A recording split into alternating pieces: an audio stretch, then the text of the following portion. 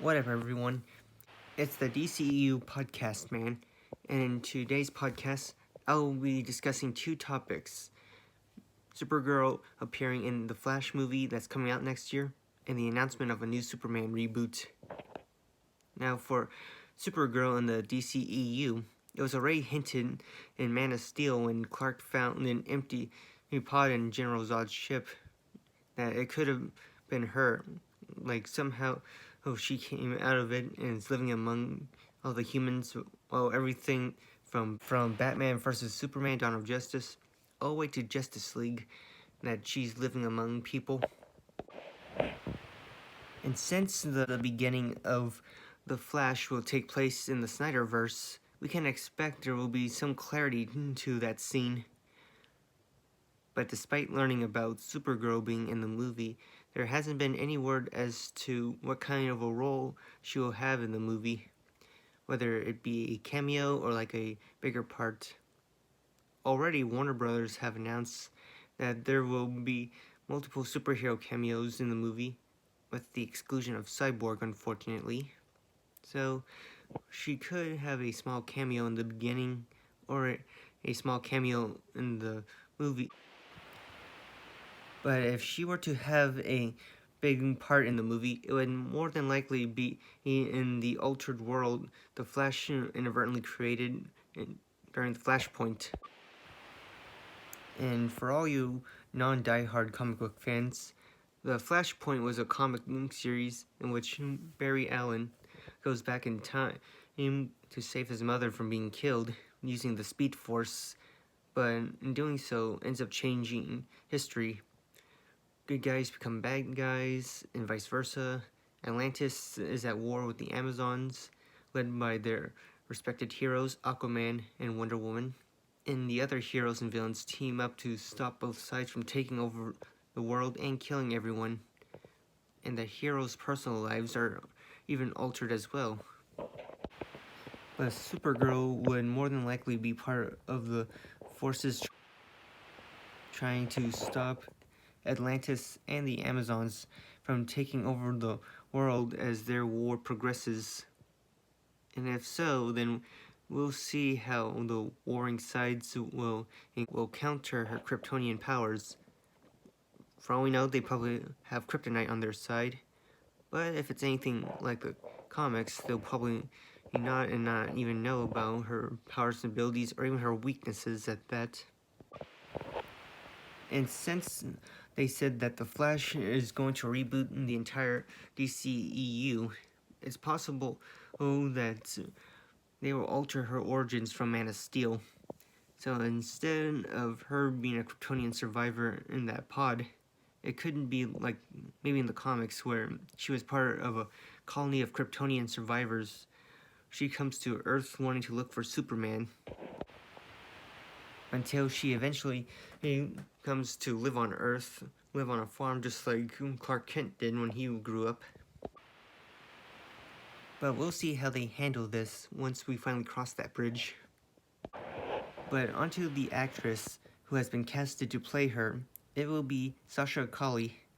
Now, Sasha Calle's only role that she's ever played was Lola Roseos from the soap opera The Young and the Restless. So my first impression for her playing Supergirl is a little low, but it could end up surprising me, and every other fan for that matter. For example, Gal Gadot being casted as Wonder Woman had fans a little unimpressed with the casting choice. A lot of us really thought that it'd be a good fit, but in the end it turned out to be one of the most fitting casting choices of the century when she debuted in Batman vs. Superman, Dawn of Justice. So Sasha Calle might be able to capture the characteristics of Supergirl, from the fun aspects to the darker ones. Maybe she can be more emotional and capture the aspects of Supergirl.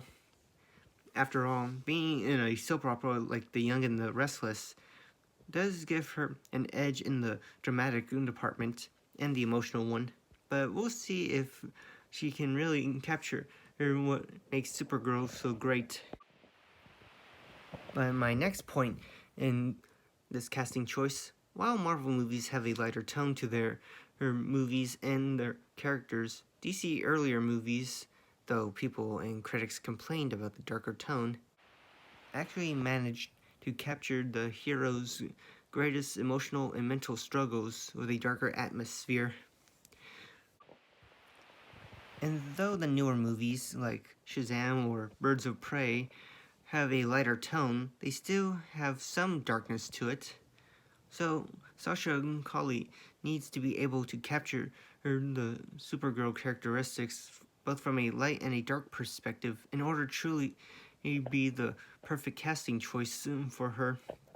She needs to be as dark as Batman and as light as Superman, be the best of both. Because I know people complained about the dark tone that Zack Snyder had for Man of Steel, Batman vs. Superman, but in actuality, that dark tone helped him to capture like the biggest struggles Superman, Batman, all these heroes have faced. Sure, the later tones, like say Iron Man, had captured some of his struggles, but still, the biggest struggles are shown when we have the darkest tones. More on this casting choice, there are certain elements to every comic book character that only certain actors can capture perfectly, and there are some that can do a good performance, but not perfect it. For example, in the MCU, Hannah John Kamen, the actress who portrayed the Marvel villain Ghost, did an okay job, but I feel that her performance of the character could have been better, more emotional, more desperate, but she sadly did not reach that kind of character portrayal when Ant-Man and the Wasp was finally released, at least in my honest opinion. Others may feel differently. So, we'll see if Sasha Calle will be a hit or miss when The Flash is finally released next year. On to the next topic. The Superman reboot has been announced for what they're aiming for. The next Superman movie will star an African-American Superman, and it will be written by Tanishi and produced by J.J. Abrams. While this may seem surprising to have one of the most renowned and recognized superheroes in all of comics being African-American, can seem a bit strange and possibly controversial for some people. But for all the non-die-hard comic book fans again, in the comics, there is an incarnation where Superman isn't white, and this incarnation of Superman is named Calvin Ellis. Calvin Ellis was first debuted in Final Crisis number 7 when he joined forces with different versions of Superman throughout the multiverse.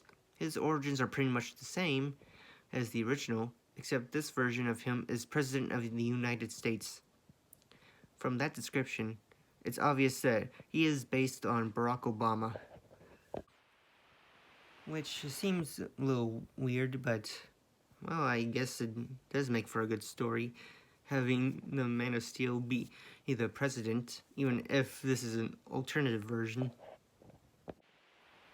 But whether or not this will be the version of Superman that we'll get in the movie remains to be seen, because there hasn't been any word as to what the plot or any other aspect of the movie will be. So, chances are that it could still be the usual Superman story, where a Kryptonian is sent to Earth and raised by two farmers. But my interest is piqued on this incarnation of Superman, that I wanted to see this one become president. Now, it could be that his origins will show, like, him running for presidency and being elected, or it could show, like, him starting out in a small town or big city, and then eventually work up the idea of running for president. And we can see how a full-time job like that could sort of get in the way of being a full-time superhero, because every superhero who hides their identity they all have struggles between keeping that job and still trying to protect people. So having like the biggest full-time job imaginable while still being a superhero, we'll see how they work it if we're getting this version, which I'm kind of hoping we do. While the idea of making a movie where Superman is African American may seem a little different from past Superman movies, there is still potential for this to not only be a success, but also to set up a Crisis on Infinite Earths movie adaptation if this is what Warner Brothers and DC has planned, because for all we know, they may not, or they may have like an altered version of it.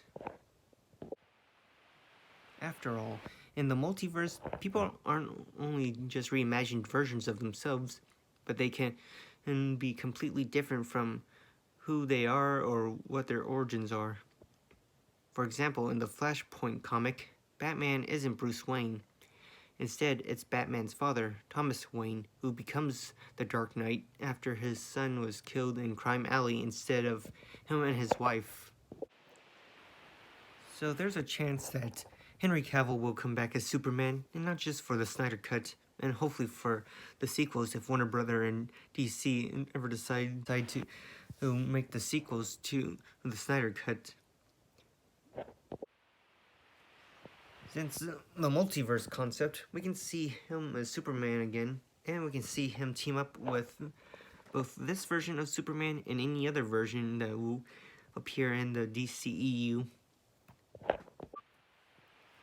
Seeing a team up with two versions of the Man of Steel will be very interesting to see, like how they combine their experiences and their powers and abilities to achieve their goal to defeat the Anti-Monitor if this takes place on Crisis on Infinite Earths.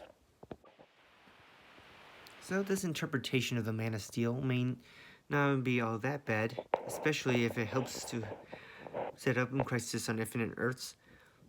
But to see how these different versions of our favorite heroes can be handled by different people, especially if they are to ever meet each other someday, couldn't be something even more extraordinary than we can give it credit for.